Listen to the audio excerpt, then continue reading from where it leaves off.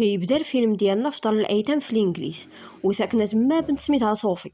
بالليل كتنوض تسد البيبان والشراجم، حيت كيحسب ليها الساحرات اللي في القصص غيجيو يدخلوا عليها.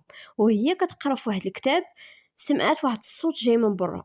فاش طلعت من الشرجم شافت مشاش هربانين، وشافت واحد اليد كبيره بزاف قدات الصندوق ديال الزبل. وجات عينيها في عينين راجل كبير بزاف قدو قد الديور اللي تما، وغير شافتو تخلعات وتخبات تحت المنطقه. هو جا عندها ودخل يدو هزها من السرجم، بدا كيتخبى على الناس اللي تما، وبقى هربان. مره كيدير راسو بوطو ومره كيدير راسو حيط، وكينقز من جبل لجبل حتى فات المدينه ووصل الكهف اللي عايش فيه.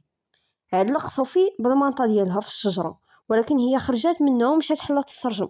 ولكن سمعها وقال لها ما غاديش تقدري تهربي مني، وزاد قال انا جيعان.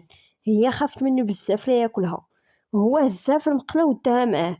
هي سولاتو هما فين دابا، قال ليها بلي كاينين في الارض ديال العمالقه.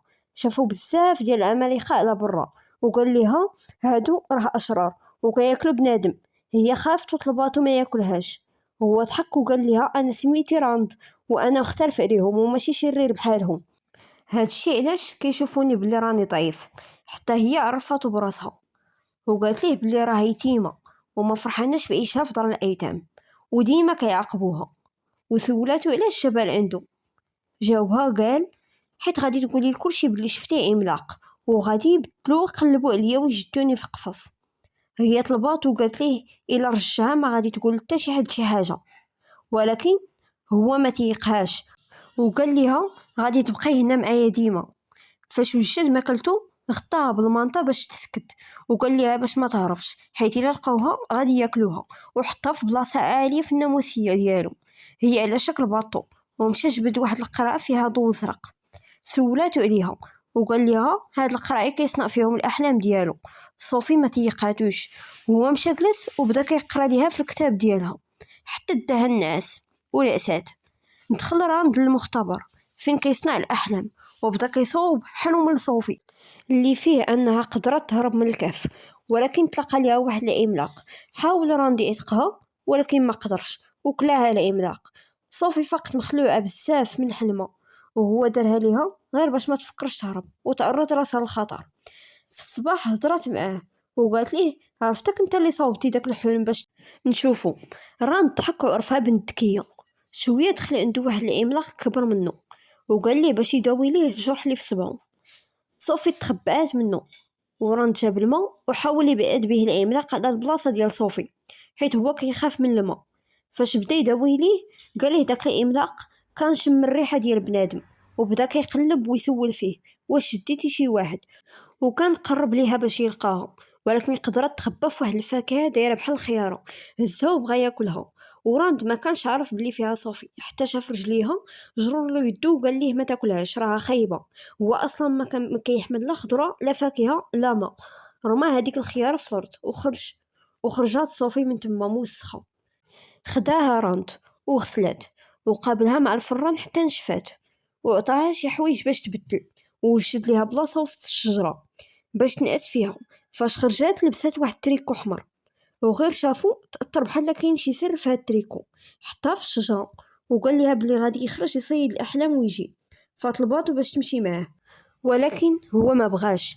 ولكن صوفي ما تهنت حتى قنعاتو، حطها فوق كتافو وخرج على برا. كانوا العمالقه الاخرين ناعسين، فاجدز من حداهم واحد فيهم شد ليه في رجليه وطيحو في الارض. صوفي هربات وطلعت لواحد الطوموبيل. تما ناضوا العمالقه الاخرين وبقاو كيلعبوا براند، وبقى كل كره بيناتهم. شدوا واحد فيهم وحطوه في واحد الكاميو، ودار رجليه عليه ودار الرجل الثانيه على الطوموبيل اللي فيها صوفي، وبدا كيتسلق بيهم. صوفي دورات الفولون باش قدرت تطيحو، وبداو كيضحكوا عليه. شويه بدات الشتا كطيح وكلهم هربوا باش يتخباو حيت كيخافوا من الماء. هذاك العملاق اللي كان عند راند في الكهف لقى المنطقه ديال صوفي، وهنا زاد تاكد بلي راند مخبي شي بشري. وهما في الطريق قالت ليه يحاول يدافع على راسو وما يبقاش يخليهم يديروا فيه هكا. هو قال لها راهم تسعود وصعيب عليا الحال وغادي اديوني. ووصلوا لارض الاحلام، وقال لها بلي هاد البلاصه سر وخاصو يبقى بيناتنا، وزاد قال بلي قادر يسمع صوت ديال الشجر والطيور والحيوانات. صوفي شافت واحد الشجره وسط البحيره، وكان الانعكاس ديالها مضوي بزاف بواحد المنظر زوين. قال ليها بلي حتى هو كان عملاق بحال كاع العمالقه، ولكن واحد النهار نقص في هاد البحيره. فاش طلع منها صغار الحجم ديالو، من موراها نقص وتبعاتو حتى هي، وغير دخلوا لقات راسها في العالم ديال الاحلام، وبلي هاد البحيره هي غير بوابه لهاد العالم. بداو الاحلام كيطيحوا من وراق الشجره، وهو تبعهم باش يجمعهم. واحد كان باغي يجي عند صوفي، جدو عطاه ليها باش هي اللي تحطو في القرعه. فاش حطاتو رسم ليها وجهها به، وقال لها باش تمشي تجمع حتى هي، وكانت كتجري وفرحانه بزاف. فاش شدات حلم احمر شدو من عندها، وقال لها هاد الحلم خايب. خداه من عندها وداه، وهي تبعته حيت خافت، حتى هزها من الماء وخرجها. ومشاو بحالهم، مشى للمدينه، وبدا راند كيفرق الاحلام الزوينه على الدراري الصغار. صوفي فرحت بزاف بهذا الشيء، وقالت ليه غادي نسميك بي اف جي اللي كتعني العملاق الظريف. وقال ليها بلي كيقدر يسمع القلوبه ديال الدراري الصغار، وكيسمع الامنيات ديالهم، وكيحاول يحققهم. وفاش كانوا راجعين شافوا العمالقه كياكلوا في شي بشري، واكيد حزنوا عليه. وغير مشاو سولها على المنطقه ديالها فين هي، فقالت ليه بلي طيحاتها في الارض ديال العمالقه. وهنا قال لها بلي صافي عرفوها كاينه عنده. فقط صوفي ولقات راسها ناعسه حدا دار الايتام اللي كانت فيها قبل. بدات كتعيط عليه بجهدها حتى بان ليها، وقال لها بلي هاد البلاصه امنه ليك اكثر من الكهف، حيت العمالقه ما غاديش يخليوها تيجدوها. صوفي تقلقات وبقات كتقول ليه بلي بغات تعيش معاه. راند بدا كيعاود ليها على واحد الدري صغير كان عايش معاه، وهو اللي علمو القرايه والكتابه، وفي التالي العمالقه كلاوه، وهداك التريكو الاحمر كان ديالو. صوفي حاولات تبعو، ولكن هو ما بغاش ياخدها معاه. رجعت صوفي للدار وخرجت للبالكون، وبدات كتهضر على اساس كيسمعها زعما، وقالت ليه عارفه كتسمع قلبي، وهاني غادي نتلاح دابا من هنا. وفعلا نيت صوفي نقزات وفرمشت عين راند وجدها قبل ما طيح، وقرر باش يخليها معاه. رجعوا للكهف، وكان هذاك العملاق حاضيهم وعيني حمار بكثرة ما تعصب. وهما في الكهف كيفكروا كيفاش يحبسوا العمالقه ما يبقى حتى واحد فيهم ياكل الناس. حتى سمع صوت العمالقه جايين ليهم، خبى صوفي عليهم وهما يدخلوا كيهرسوا ليه في كلشي وكيقلبوا عليها. هي دخلت للبيت اللي كان عاش فيه الدري، قرب عندها واحد منهم وشم ريحتها وكان غادي يجدها. راند خاف عليها وشد السل ديال الماء وخلعوا به حتى قدر يخرجهم. وهنا صوفي شافت الصورة ديال الملكة في البيت ديال الدري، وقالت ليه باش يطلبوا المساعدة ديالها. راند قال ليها خاص نصاوب ليها حلم تشوف فيه العمالقة كياكلوا الدراري الصغار.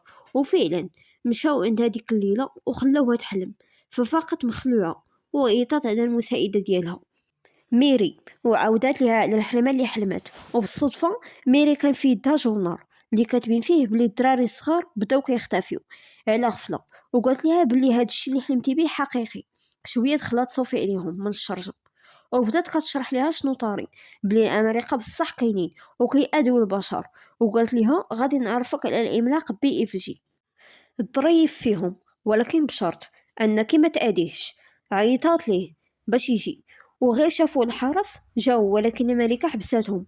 خدم ليها التحية وهي هضرت معاه وقال لها على أرض العمالقة فين كاينة، وهي اتصلت بالجيش باش يجيو عندها.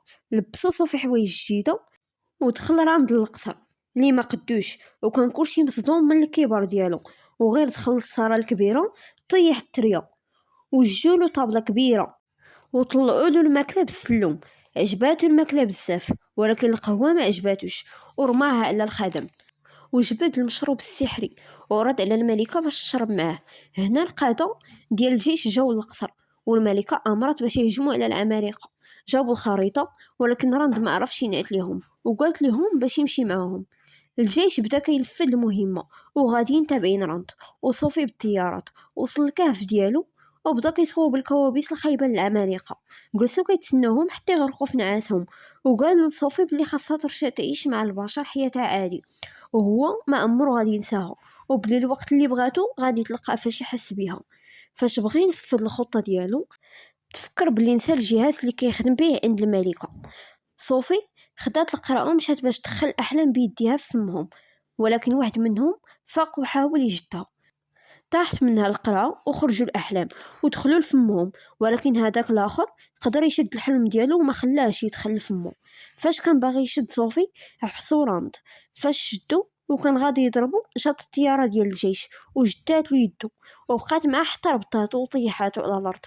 وشدوهم كاملين وهزوهم وحطوهم في واحد الجزيرة بعيدة اللي ما يقدروش يخرجوا منها في خطرة، وبقاو كيرميو عليهم الخضرة اللي ما كيحملوهاش. وهنا كنشوفوا صوفي عايشة بخير في القصر، ولكن ما قدرتش تنسى صديقها راند اللي حلمت به عايش بخير وفرحان وكياكل ماكلة زوينة، حيت قدر يزرع الخضرة بكل أنواعها. وهي في البالكون كتبقى تهضر معاه وكتقول ليه بلي حاسة به كيسمعها، وبصح نيت راند سامعها وفرحان بها واخا بعيد عليه. وهنا تسالى الملخص ديالنا. كنتمنى يكون يعجبكم، ما تنسوش الاشتراك في القناة باش يوصلكم كل جديد.